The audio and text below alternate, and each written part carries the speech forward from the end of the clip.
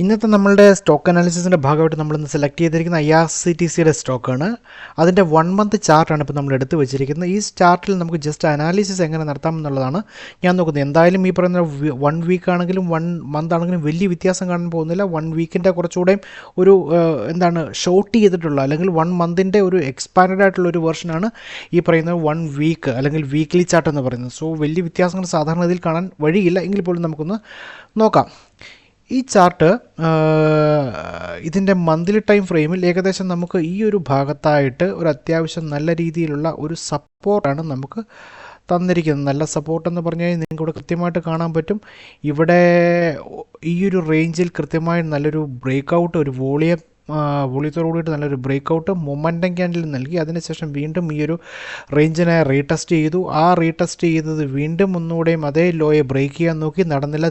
വീണ്ടും തിരിച്ച് മുകളിലേക്ക് കയറിയതിന് ശേഷം ഇതിൻ്റെ റീസെൻ്റായിട്ട് ഉണ്ടാക്കുന്ന ഹൈയെ ബ്രേക്ക് ചെയ്യാൻ പറ്റാതെ വീണ്ടും നിലവിൽ ഒരു കൺസോളിഡേഷൻ മോഡിലേക്കാണ് നിലവിൽ വന്ന് നിൽക്കുന്നത്. അതായത് ഏകദേശം ഇത്രയും ഏരിയ എന്ന് പറയുന്നത് ഒരു പ്യൂർലി കൺസോളിഡേഷൻ എന്ന രീതിയിൽ തന്നെയാണ് നിലവിൽ നിൽക്കുന്നത്. വേണമെങ്കിൽ ഈ പറയുന്ന കംപ്ലീറ്റ് ഏരിയയും ഒരു കൺസോളിഡേഷൻ എങ്കിൽ പറയാമെങ്കിൽ പോലും നമ്മൾ പ്രൈസ് നിലവിൽ നിൽക്കുന്ന ആ ഒരു മേഖലയെ വെച്ചിട്ടാണ് നമ്മൾ വാലിഡേറ്റ് ചെയ്യാൻ നോക്കുന്നത്. അങ്ങനെ വരാൻ നേരത്ത് ഇത്രയും ഭാഗം മാത്രമായിരിക്കും ഒരു കൺസോളിഡേഷൻ ഫേസ് ആയിട്ട് നമുക്ക് നിലവിൽ കൺസിഡർ ചെയ്യാൻ പറ്റിയിരിക്കുന്നത്. അതായത് 2020 ഇത് ലിസ്റ്റ് ചെയ്തതിന് ശേഷം കൃത്യമായിട്ട് നല്ല ഒരു അപ്പ് ട്രെൻഡ്, ഏകദേശം എത്ര പെർസെൻറ്റേജ് നമുക്ക് ലിസ്റ്റിങ്ങിന് ശേഷം ഉണ്ടാക്കിയിരിക്കുന്ന ഹൈ എന്ന് പറയുന്നത് ഏകദേശം 900% നമുക്കവിടെ ഒരു ഒരു ഗ്രോത്ത് നമുക്ക് നൽകിയത്. അതിനുശേഷമാണ് ഇതൊരു കൺസോളിഡേഷൻ ഫേസ് അല്ലെങ്കിൽ ഒരു റേഞ്ചിലേക്ക് മാറിയിരിക്കുന്നത്. അതുകൊണ്ട് തന്നെ ഇത്രയും ഒരു ഗ്രോത്ത് നമുക്ക് നൽകിയതുകൊണ്ട് തന്നെ കഴിഞ്ഞ ഒരു 4 വർഷം 5 വർഷമായിട്ട് ഇത്രയും നല്ലൊരു ഗ്രോത്ത് നൽകിയതുകൊണ്ട് തന്നെ അതിന് വലിയൊരു അതിശയോക്തി അതിനകത്ത് ഇപ്പോഴത്തെ കൺസോളിഡേഷൻ ഉണ്ടെന്ന് എനിക്ക് തോന്നുന്നില്ല. അത് മാത്രമല്ല കഴിഞ്ഞ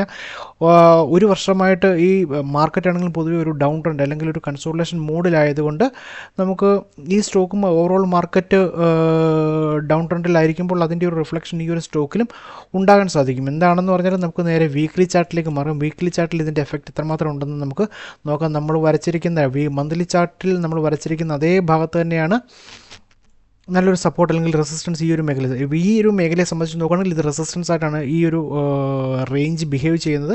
അവിടെ തന്നെ വന്നിട്ടാണ് സപ്പോർട്ട് എടുത്തിട്ട് വീണ്ടും കയറിയിരിക്കുന്നത്. അപ്പോൾ ഈ ഒരു മേഖല അല്ലെങ്കിൽ ഈ ഒരു റേഞ്ച് എന്ന് പറയുന്നത് ഒരു മേജർ സപ്പോർട്ട് ഏരിയ ആയിട്ട് നമുക്ക് കണക്കാക്കാൻ പറ്റും. നമ്മൾ ഇതിനെ വീണ്ടും നമ്മൾ വീക്ക്ലി ചാർട്ടിലേക്ക് മാറ്റുകയാണെന്നുണ്ടെങ്കിൽ കൃത്യമായിട്ട് ഇവിടെ കാണാൻ പറ്റും അത്യാവശ്യം ഈ ഒരു മേഖലയിൽ തന്നെയാണ് റിവേഴ്സൽ സംഭവിച്ചിരിക്കുന്നത്.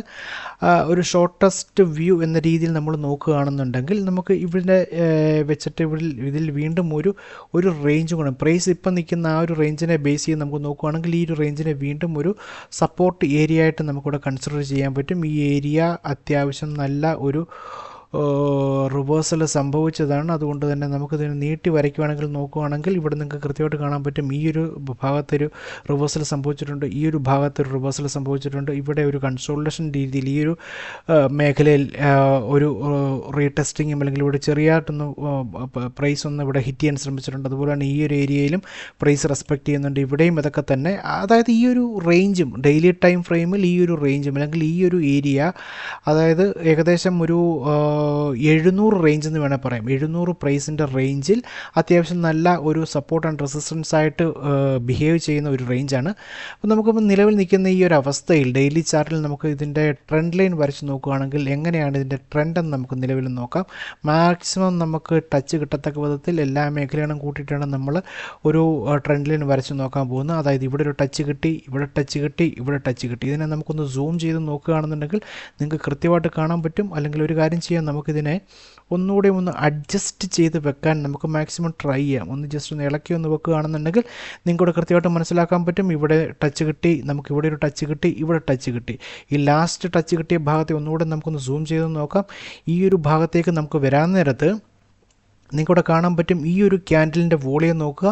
ഈ ഒരു ക്യാൻഡിലിൻ്റെ വോളിയത്തോട് കൂടിയിട്ടുള്ളൊരു മൊമെൻറ്റം നൽകിക്കൊണ്ട് ഇവിടെ നിന്ന് ബ്രേക്ക് ചെയ്യാൻ ശ്രമിച്ചു. പക്ഷേ ഇവിടെ റീസെൻ്റ് ആയിട്ടുള്ളൊരു ഹൈ ഇവിടെ ഉണ്ടാക്കിയത് കൊണ്ട് ഇവിടെ കൃത്യമായിട്ട് നമുക്ക് നോക്കിയാൽ മനസ്സിലാകും ഇത്രയും ഭാഗത്ത് ഒരു റെസിസ്റ്റൻസ് നിലവിലുണ്ട്. ആ റെസിസ്റ്റൻസിൽ അടിച്ച് നേരെ തിരിച്ചു വന്നു. അതായത് ഈ ഒരു ഏരിയയിൽ അല്പം സെല്ലിംഗ് ഓർഡർ കിടപ്പുണ്ട്, അല്ലെങ്കിൽ ഒരു സെല്ലേഴ്സ് അവിടെ നിൽക്കുന്നതുകൊണ്ടാണ് ഇതിനെ നേരെ റെസിസ്റ്റൻസ് ആ ഒരു റെസിസ്റ്റൻസ് പോയിന്റിൽ നിന്നും ഇത് റിവേഴ്സ് ആകാൻ കാര്യം. എങ്കിൽ പോലും ഇവിടെ 21 EMA ഒരു സപ്പോർട്ട് ഉള്ളതുകൊണ്ട് തന്നെ ഈ ഒരു മേഖലയും അത്യാവശ്യം നല്ല ഒരു സപ്പോർട്ട് ഏരിയ ആയിട്ട് ബിഹേവ് ചെയ്യുന്നുണ്ട്. ഇവിടെ ഇത്രയും ഭാഗത്ത് സപ്പോർട്ട് കിട്ടുന്നുണ്ട്, അതായത് ഈ ഭാഗങ്ങളിലെല്ലാം സപ്പോർട്ട് കിട്ടുന്നുണ്ട്, ഈ ഭാഗങ്ങളിലെല്ലാം സപ്പോർട്ട് ഈ ഒരു സ്റ്റോക്കിന് കിട്ടുന്നുണ്ട്. അതുകൊണ്ട് തന്നെ ഇതൊരു സപ്പോർട്ട് ഏരിയ ആയിട്ട് നമുക്ക് കൺസിഡർ ചെയ്യാൻ പറ്റും. ഈ പ്രൈസ് ഈ ഒരു ട്രെൻഡ് ലൈനെ ബ്രേക്ക് ചെയ്ത് ഈ ഒരു സപ്പോർട്ടിൽ നിന്നും എടുത്ത് മുകളിലേക്ക് ഒരു മൊമെൻറ്റം ക്യാൻഡിൽ നൽകി അതോടൊപ്പം തന്നെ അല്പം വോളിയം കൂടി ഒരു ആവറേജ് ലെവലിലുള്ള വോളിയം കൂടി നമുക്ക് നൽകുകയാണെന്നുണ്ടെങ്കിൽ അത്യാവശ്യം കയറി പോകുമെന്ന് നമുക്ക് പ്രതീക്ഷിക്കാം.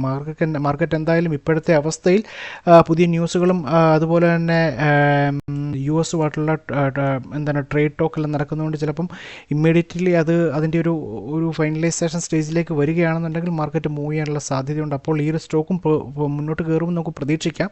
എന്തായാലും ഇത് ഒരു ചാർട്ട് അനാലിസിസിൻ്റെ ഭാഗം മാത്രമാണ്. നമുക്കൊരു ബൈയിങ് അല്ലെങ്കിൽ സെല്ലിംഗ് റെക്കമെൻഡേഷനായിട്ട് ഒരു തരത്തിലുള്ള ഒരു കൺസിഡർ ചെയ്യത്തക്ക രീതിയിൽ ഞാൻ പറഞ്ഞതല്ല. ജസ്റ്റ് ചാർട്ട് നോക്കുക, അനലൈസ് ചെയ്യുക, ടെക്നിക്കൽ പഠിക്കുക എന്നുള്ളത് മാത്രമാണ് ഈ ഒരു വീഡിയോയുടെ ഉദ്ദേശം. താങ്ക്